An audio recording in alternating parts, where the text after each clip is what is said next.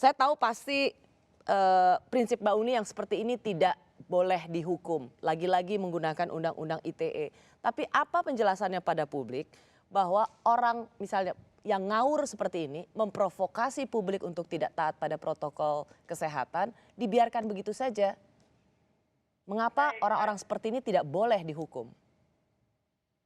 pertama karena saya mendukung kemerdekaan berpendapat ya, berekspresi, dan itu adalah salah satu tugas penting dari jurnalis dan media. Bukan karena hanya sebelumnya saya pernah di Dewan Pers dan Dewan Pers selalu mendukung ini. Nah tadi Arif menyinggung soal pasal 28. Nah sesudah kita dulu protes soal pasal 27 yang kita anggap ayat 3 Undang-Undang ITE yang kita anggap sebagai pasal karet, maka pasal 28 itu sesudah putusan dari Mahkamah Konstitusi tahun 2017 itu juga sudah menjelma menjadi pasal karet. Karena di situ tidak hanya yang berdasarkan sara. Ya. Di situ dikatakan bahwa istilah antar golongan tidak hanya meliputi suku, agama, dan ras, melainkan meliputi lebih dari itu, yaitu semua entitas yang tidak terwakili atau terwadahi oleh istilah suku, agama, dan ras. Jadi pasal 28 ini juga sudah menjelma menjadi pasal karet dalam Undang-Undang ITE dan banyak sekali digunakan untuk menjerat mereka-mereka yang menyampaikan hal-hal yang juga kritis. Nah dalam konteks jering, kita harus melihat dari awalnya betapa komunikasi publik yang disampaikan oleh pemerintah terkait dengan COVID-19 ini ambiar, denial, tidak sesuai, tidak berdasarkan pada scientific base. Bahkan sampai hari ini, penggunaan istilah obat ya untuk berbagai macam yang herbal, yang eukaliptus, bahkan yang kemarin baru saja dikatakan oleh BP POM, belum teruji klinis dan masih banyak loopholes-nya, itu adalah komunikasi publik yang disampaikan oleh pihak pemerintah. Oke. Ketidakjelasan komunikasi publik itu diisi membuka loopholes untuk berkembangnya informasi-informasi bohong atau hoax. Oke. Termasuk di media sosial. Jadi Mbak Uni, Dan jering bukan satu-satunya, Anji bukan satu-satunya. Setiap hari kita bisa melihat itu. jadi Mbak Uni Tidak gini, kurang, ya. kalau Tidak. ingin merumuskannya adalah karena ada komunikasi yang terlalu yang tergopoh-gopoh, tidak utuh dari pemerintah, maka ruang-ruang kosong ini diisilah oleh statement-statement Mereka-mereka yang menyesatkan. termasuk teori konspirasi.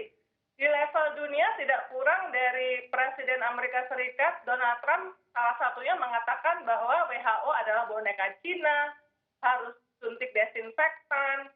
Kominfo pernah memberikan rilis bahwa kloroquine obat malaria itu adalah disinformasi. Tapi kemudian ketika Presiden Jokowi sesudah Presiden Trump mengatakan bahwa ini mungkin bisa dicoba untuk digunakan sebagai untuk pasien COVID, lalu kemudian rilis itu diralat dengan menjadikan bahwa benar. Jadi sebetulnya jangan salah, kalau misalnya informasi yang seperti yang disampaikan oleh jering dan yang lain-lain dari publik ini menyebar, juga ada informasi-informasi yang tidak tepat yang disampaikan dari jurusan pemerintah, padahal dibandingkan dengan masyarakat seperti jering, pemerintah itu punya segalanya, punya akses terhadap informasi, jurnal, punya ratusan pakar, saintis, dokter yang bisa ditanya. Oke, Mbak Uni gini, tapi pertanyaannya begini, jadi saya tidak ingin kita juga langsung betul bahwa ini adalah introspeksi buat pemerintah, tapi jangan two wrongs make it one right karena pemerintahnya komunikasinya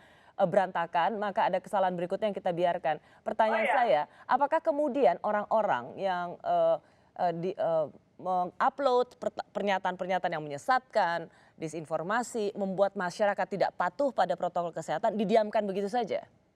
Tidak didiamkan, tapi harus dilawan dengan narasi dan informasi yang benar.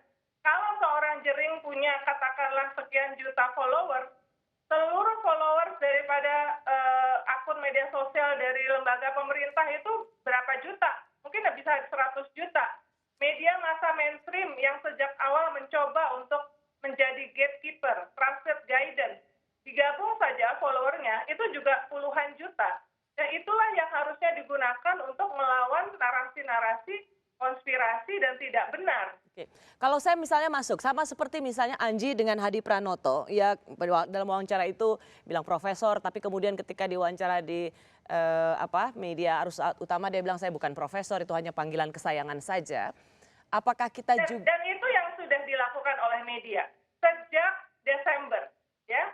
Sejak Desember ketika informasi mengenai virus corona ini, waktu itu belum disebut COVID-19 ya, masih virus corona itu muncul di Wuhan.